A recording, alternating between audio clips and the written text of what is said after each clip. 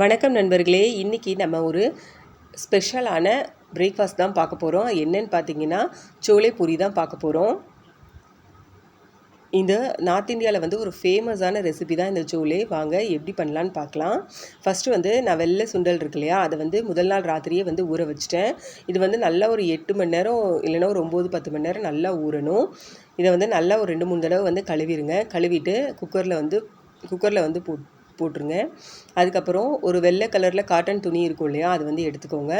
அதில் வந்து 1 ஸ்பூன் அளவுக்கு டீ தூள், அப்புறம் வந்து கொஞ்சமாக ஒரு 5-6 மிளகுன்னு வச்சுக்கோங்களேன், 5-6 மிளகு, அப்புறம் வந்து ஜீரகம் 1 ஸ்பூன், ஓமம் ஒரு 1/2 ஸ்பூன், 2 கிராம்பு, 1 பட்டை, அப்புறம் ஏலக்காய், பெரிய ஏலக்காய் போட்டிருக்கேன் நான். நீங்கள் சின்ன ஏலக்காய் கூட போட்டுக்கலாம். அதுக்கப்புறம் பிரியாணி இலை வந்து பாதியாக பிச்சு போட்டிருக்கேன். இதை வந்து நல்லா கட்டி கீழே அவிழ்ந்து விழுகாத மாதிரி நல்லா ஒரு மூட்டையாக கட்டிடுங்க. நீங்கள் வந்து இதில் க்ரீன் டீ இருக்கு இல்லையா, அது கூட போடலாம். இந்த நான் சொன்ன பொருளெல்லாம் அப்படியே சுண்டலில் போட்டு கூட வேக வைக்கலாம். ஆனால் அது வந்து சாப்பிடும்போது நம்மளுக்கு வந்து வாயில் வந்துகிட்டே இருக்கும், நல்லா இருக்காது. இது மாதிரி பண்ணிங்கன்னா இதோட ஃப்ளேவர் எல்லாமே அந்த சுண்டலில் வந்து நல்லா இறங்கிடும். பாருங்கள், இப்போ இந்த சுண்டலில் வந்து நடுவில் வந்து அந்த மூட்டையை வந்து வச்சுருங்க. இதில் வந்து தேவையான அளவுக்கு நான் உப்பு போட்டிருக்கேன். தேவையான அளவுனா ஓரளவுக்கு உப்பு போட்டிருக்கேன். அப்புறம் மசாலா பண்ணும்போது அதுக்கும் வந்து உப்பு சேர்க்கணும் இல்லையா, அதனால் இது வந்து நல்லா வேகிற அளவுக்கு மூழ்கி சுண்டல் மூழ்கிற அளவுக்கு தண்ணி ஊற்றி வேக விட்டுருங்க. நல்லா ஒரு 4-5 விசில் வந்து விடணும், நல்லா வந்து வேகணும். இப்போ கடாயில் வந்து நம்ம எண்ணெய் ஊற்றிடலாம். எண்ணெய் வந்து காயட்டும். நான் வந்து கடுகு எண்ணெய் ஊற்றிருக்கேன். உங்களுக்கு என்ன வேணுமோ அது வந்து நீங்கள் ஊற்றிக்கலாம். இப்போ பாருங்கள், இது வந்து நல்லா வெந்துருச்சு. நம்ம வந்து எடுத்துடலாம். பாருங்கள் கலர் எப்படி வந்திருக்குன்னு. ஹோட்டல்ஸில் வந்து இந்த மாதிரி தான் வந்து கலராக இருக்கும். அவங்க வந்து இதே மெத்தட் தான் யூஸ் பண்ணுவாங்க. அதுக்கப்புறம் வந்து அவங்க என்னென்னா இரும்பு கடாய் இருக்கு இல்லையா, அதில் வந்து பண்ணுவாங்க. அதனால் கலர் வந்து இன்னும் வந்து நமக்கு நல்லா டார்க் ப்ரௌனாக அந்த மாதிரி வரும் இல்லையா, அந்த மாதிரி வரும். பாருங்கள் எந்த மாதிரி நல்லா வந்து வெந்திருக்குன்னு சொல்லி. இதுக்கு வந்து நம்ம இஞ்சி பூண்டு பேஸ்ட் வந்து ரெடி பண்ணிடலாம். உங்கள்கிட்ட நீங்கள் பேஸ்ட் பண்ணியே வச்சுருந்தீங்கன்னா அதே போட்டுக்கோங்க. நான் எப்போவுமே அப்பப்போ தான் பண்ணிக்கிடுவேன். ஒரு 4-5 பல்லு பூண்டு, ஒரு சின்ன துண்டு இஞ்சி, அப்புறம் ஒரு பச்சை மிளகாய் போட்டு இடித்து எடுத்திருக்கேன். இதுக்கு வந்து நம்ம வந்து எதுவுமே ஃப்ரை பண்ணுறதுக்கு போட தேவையில்லை. நான் வந்து கொஞ்சமாக அஜ்வைன் மட்டும் போட்டிருக்கேன், கொஞ்சம் ஃப்ளேவருக்காக. அதுக்கடுத்து வெங்காயத்தை வந்து சின்னதாக கட் பண்ணி இதில் போட்டிருக்கேன். நல்லா வந்து ப்ரௌன் ஆகுற வரைக்கும் நல்லா வந்து வெங்காயத்தை வதக்கிடலாம். அதுக்கப்புறம் ஏற்கனவே நம்ம பண்ணி வச்சுருந்த இஞ்சி பூண்டு பேஸ்ட்டையும் போட்டு இதோட நல்லா வதக்கி விட்டுருங்க. உங்களுக்கு வந்து இந்த மாதிரி வெட்டி வெங்காயம் போட வேண்டாம் அப்படின்னா நீங்கள் வந்து அரைச்சி கூட வந்து போட்டுக்கலாம். அடுத்து வந்து மசாலாலாம் நான் சேர்த்துருக்கேன். வந்து என்னென்னு பார்த்தீங்கன்னா கொஞ்சமாக மஞ்சள் தூள், அப்புறம் மிளகாத்தூள், அப்புறம் சன்னா மசாலா இருக்கு இல்லையா, அது வந்து நான் ஒரு 2 ஸ்பூன் போட்டிருக்கேன். உங்கள்கிட்ட அது இல்லை அப்படின்ற பட்சத்தில் நீங்கள் வந்து தனியா பவுடரும் கரம் மசாலாவும் சேர்த்துக்கலாம். ஒன்றும் ப்ராப்ளம் கிடையாது. அதுக்கப்புறம் நல்லா வந்து அந்த மசாலாவோட சேர்த்து கலந்து விட்டுருங்க. நான் லைட்டாக தண்ணி ஊற்றிருக்கேன், ஏன்னா பிடிச்சிடாமல் இருக்கிறதுக்காக. அவ்வளோதான், லைட்டாக தண்ணி ஊற்றி கலந்து விட்டுட்டு தக்காளி போட்டு நல்லா கலந்து விட்டுருங்க. தக்காளியும் கூட நீங்கள் அரைச்சே போட்டுக்கலாம். எனக்கு என்னமோ தக்காளி அரைச்சி போடுறதோட அந்த டேஸ்ட் வந்து பிடிக்காது. அதனால் நான் எப்போவுமே எல்லாத்துக்குமே வந்து கட் பண்ணி தான் போடுறது.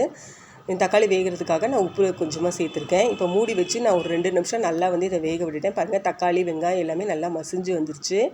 இப்போ வந்து நம்ம இது கூட வந்து சோலையை வந்து சேர்த்துக்கலாம். முதல்ல வந்து கொஞ்சமாக ஒரு 2 ஸ்பூன் அளவுக்கு சோலையை எடுத்து போட்டு இதை நல்லா வந்து இதோடு சேர்த்து மசிச்சு விட்டுருங்க. கொஞ்சம் பேஸ்ட் மாதிரி ஆகும் இல்லையா, நமக்கு சோலை வந்து கொஞ்சம் வந்து கெட்டியாக கிடைக்கும். பாருங்கள், நல்லா நல்லா வந்து அதோடு சேர்த்து மசிச்சு விட்டுட்டு நம்ம வந்து சோலையவே இதில் வந்து கொட்டிடலாம். இதில் கொட்டிட்டு நல்லா வந்து கலந்து விட்டுருங்க. மசாலாவோடு சேர்ந்து பயிரும் வந்து நல்லா வந்து மிக்ஸ் ஆகட்டும். இந்த நேரத்தில் வந்து உங்களுக்கு உப்பு தேவைப்பட்டுச்சுன்னா நீங்கள் உப்பு சேர்த்துக்கலாம். நான் வந்து கொஞ்சமாக இந்த மாங்காய் பொடி இருக்கு இல்லையா, அது வந்து சேர்க்குறேன். உங்களுக்கு வேணும்னா சேர்த்துக்கலாம். கொஞ்சம் புளிப்பாக இருந்தால் நல்லா இருக்குன்றதுனால நான் வந்து லைட்டாக வந்து சேர்த்துருக்கேன். இல்லைன்னா கூட நீங்கள் வந்து ஸ்கிப் பண்ணிடலாம், ஒன்றும் ப்ராப்ளம் இல்லை. அவ்வளோதான், நம்ம வந்து வேக வச்சுருந்தோம் இல்லையா, அந்த தண்ணியை இதில் யூஸ் பண்ணிக்கலாம். போட்டு நல்லா வந்து ஒரு 10 நிமிஷம் நல்லா வந்து இது வந்து நல்லா வந்து வேக விடுங்க. நீங்கள் வந்து பச்சை தண்ணி ஊற்ற வேண்டாம். உங்களுக்கு எக்ஸ்ட்ரா தண்ணி தேவைப்பட்டால் கூட நீங்கள் சுடுதண்ணி கொஞ்சமாக வச்சு ஊற்றிக்கோங்க. பச்சை தண்ணி ஊற்றாதீங்க. இப்போ நல்லா வந்து கொதி வந்துருச்சு பாருங்கள், எண்ணெயெல்லாம் மேலே வந்து பிரிஞ்சு வந்துருச்சு. இப்போ வந்து இதுக்கு நம்ம வந்து ஒரு தாளிப்பு வந்து ரெடி பண்ணிடலாம். ஒரு 2 நிமிஷம் ஸ்டவ்வில் இருக்கட்டும். அவ்வளோதான், இது வந்து ரெடி ஆகிடுச்சு. இப்போது 1 ஸ்பூன் வந்து கீ வந்து விட்டுருக்கேன். இதில் வந்து கொஞ்சமாக இஞ்சி இருக்கு இல்லையா, அதை வந்து கட் பண்ணி போட்டிருக்கேன். ஒரு பச்சை மிளகாவையும் சின்னதாக கட் பண்ணி போட்டிருக்கேன். இதில் வந்து கொஞ்சமாக நம்ம கஸ்தூரி மேத்தி இருக்கு இல்லையா, அதை வந்து கொஞ்சமாக பொடி பண்ணி போட்டுக்கோங்க. அப்புறம் கொஞ்சமாக கரம் மசாலா போட்டுக்கோங்க. அப்புறம் கலருக்காக கொஞ்சமாக காஷ்மீரி சில்லி பவுடர் போட்டிருக்கேன். இப்போ பாருங்கள், நல்லா ரெடி ஆயிடுச்சு. இதை வந்து வேறு ஒரு பாத்திரத்தில் மாற்றிட்டு நம்ம இப்போ நம்ம பண்ணோம் இல்லையா, அந்த தாளிப்பை வந்து இது மேலே ஊற்றிடலாம். பாருங்கள். இது மேலே வந்து லைட்டாக வந்து நான் திருவின இந்த இஞ்சி இருக்கு இல்லையா, அது போட்டிருக்கேன். கொத்தமல்லி தழை வந்து தூவியிருக்கேன். அவ்வளோதான், நம்மளோட சோளே வந்து சூப்பராக ரெடி ஆயிடுச்சு. காலையில் பிரேக்ஃபாஸ்ட்டுக்கு ஒரு பக்காவான ரெசிபியாக இருக்கும். ரொம்ப ரொம்ப நல்லாயிருக்கும். இதே மெத்தடில் வந்து நீங்கள் பண்ணிங்கன்னா டேஸ்ட்டும் வந்து ஹோட்டல் ஸ்டைல்லையே அவ்வளோ சூப்பராக இருக்கும். நான் வந்து இன்றைக்கி பூரி தான் பண்ணியிருக்கேன். நான் பூரியோட ரெசிபி கூட ஏற்கனவே என்னோடய சேனலில் போட்டிருக்கேன். அதோட லிங்க்கும் தர்றேன், நீங்கள் செக் பண்ணி பாருங்கள். அதே மாதிரி சோளே பாலக்கோட ரெசிபியும் கூட நான் போட்டிருக்கேன், அதுவுமே நான் தர்றேன். அதையுமே வந்து நீங்கள் செக் பண்ணி பாருங்கள். எவ்வளோ கிரேவியாக எவ்வளோ சூப்பராக வந்து நம்மளோட சோளே வந்து ரெடி ஆயிடுச்சுன்னு சொல்லி. அவ்வளோதான், வெங்காயம் எலுமிச்சம்பழம் வச்சு இதை அப்படியே காலையில் பிரேக்ஃபாஸ்ட்டில் சாப்பிட்டோம்னா அவ்வளோ டேஸ்ட்டாக இருக்கும். செஞ்சு பார்த்துட்டு எப்படி இருக்குன்னு கமெண்ட் பண்ணுங்கள், ஷேர் பண்ணுங்கள், ஃபாலோ பண்ணுங்கள்.